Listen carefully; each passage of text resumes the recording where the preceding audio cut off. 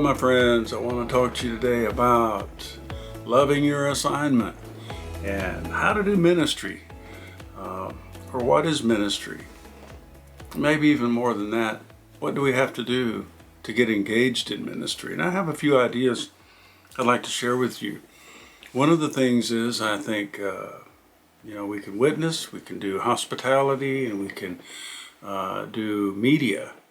Well, this is just ideas. Now, there's a long list of things you can do in ministry, but I think that if we start off with, if you're interested in writing or you have a story to tell, writing a book is a very powerful means to ministry.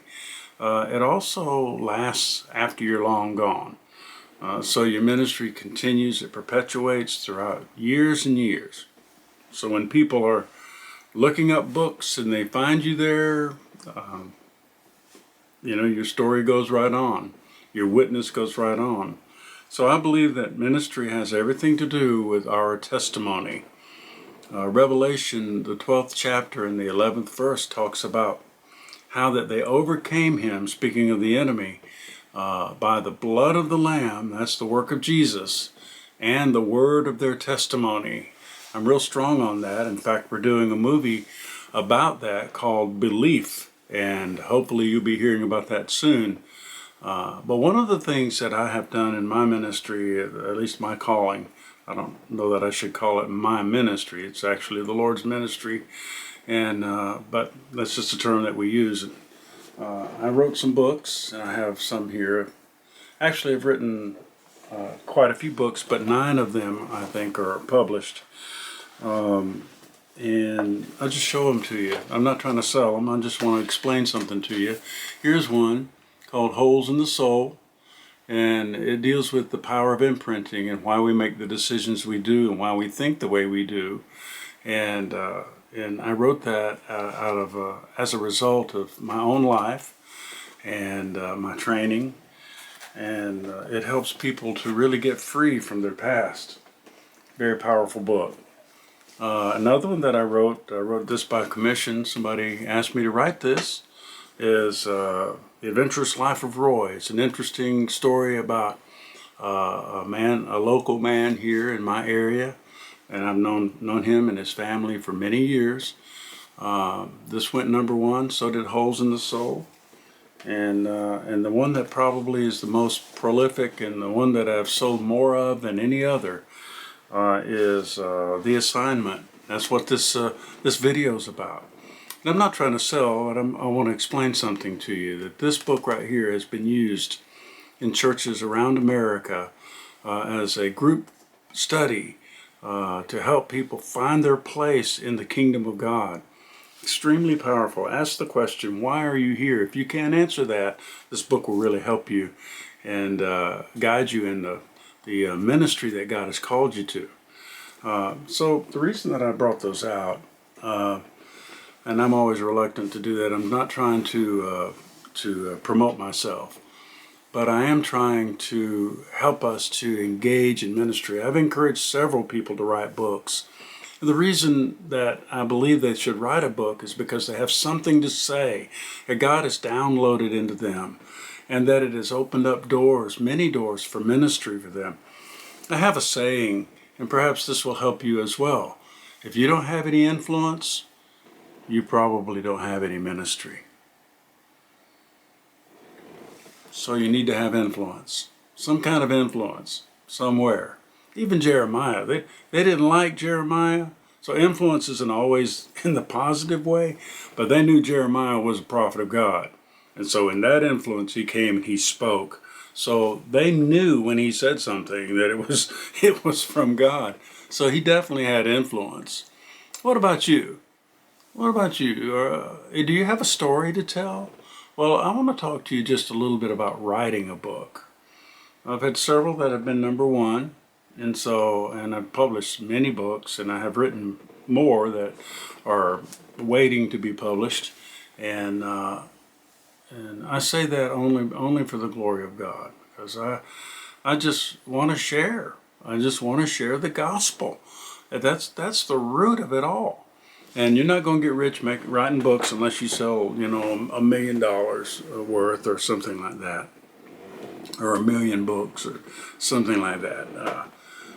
It's not a money-making business. Those of you that are writers know what I'm saying. You have to really sell a whole lot of books because you don't make much per book by the time everybody gets their piece of the action. So it's not about that.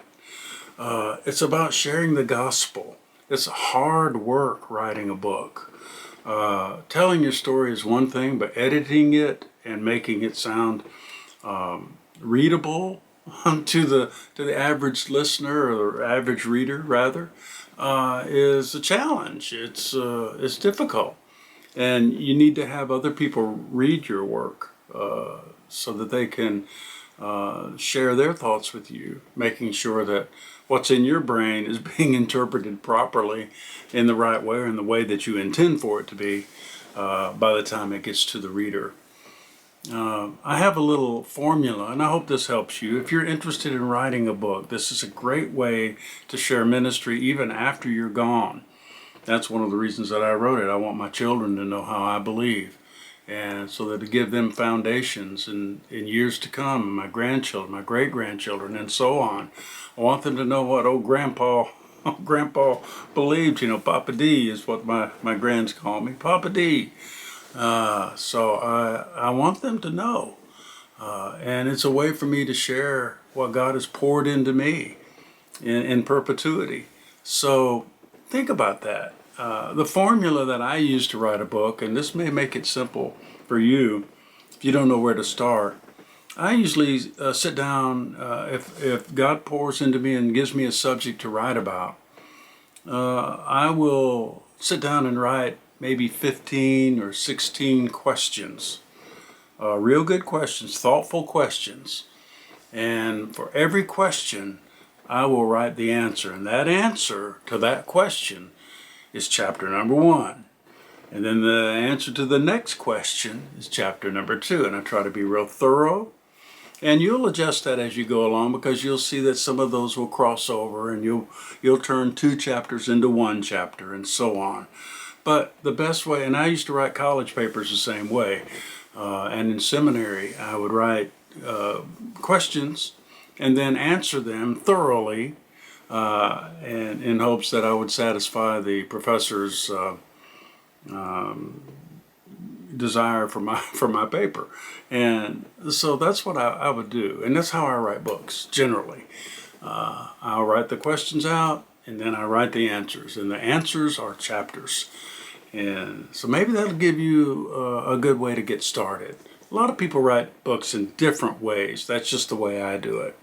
And it just makes it easier for me because I'm analytical, and I'm able to, in a pragmatic way, sit down and write out the answers in a way I believe that are palatable, so to speak, for those that are reading it.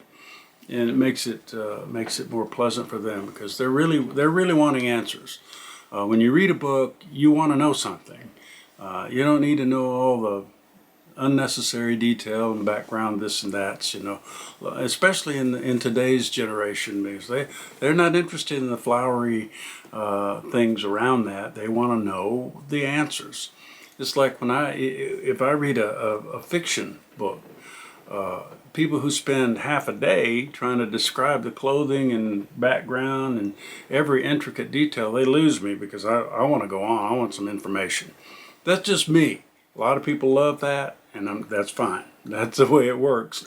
That's what makes the world go around. We're different. But for me, I like to get down to the chase, and so I'm a very pragmatic, straightforward writer that gets to the point.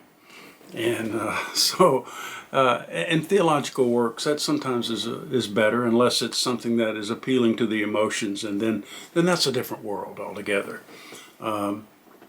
But generally speaking, when I write a book, I write down 16 questions or 15 questions or something like that, and then I spend time answering those questions, and then I work on it. That's when the work begins. I really pour into that and work on that and get all my references and scriptural background, make sure that my context is correct, and then there's this English thing going on. So I have to learn how to, I write better than I speak, and because I'm analytical and I'm able to but try to avoid prepositional phrases, etc., etc. And if those of you who have been writers, you know exactly what I'm talking about. And you never read your works that you don't think you need to edit some more. So it's just good to have somebody else to edit and help you edit or something like that. Get through and by the way, you're always gonna find things you wish you had changed, but we do the best we can. We're just humans. So I encourage you to write. If you have the passion to tell your story, write it.